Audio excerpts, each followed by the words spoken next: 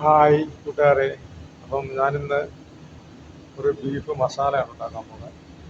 അപ്പോൾ അതിനകത്തോട്ടേക്ക് ആവശ്യമായിട്ടുള്ള സവാള, തക്കാളി, ഇഞ്ചി, പച്ചമുളക്, വെളുത്തുള്ളി, കറിവേപ്പില, മല്ലിപ്പൊടി, മുളക് പൊടി, മഞ്ഞൾപ്പൊടി, ലേശം ടൊമാറ്റോ പേസ്റ്റ് എല്ലാം കൂടെ ചേർത്തിട്ട് നല്ലപോലെ ഒന്ന് മിക്സ് ചെയ്യണം.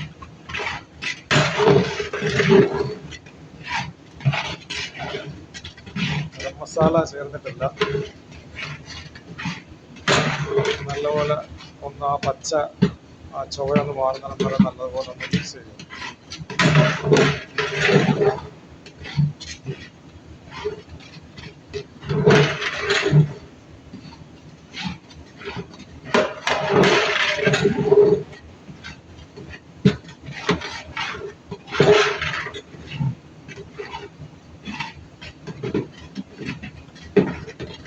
ഓക്കെ, നല്ല മിക്സ് ആയിട്ടുണ്ട്.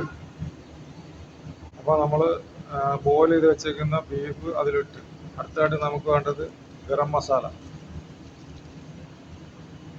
ഇട്ട് കൊടുത്തിട്ടുണ്ട്. ഇത് നല്ലപോലെ ഇളക്കുക.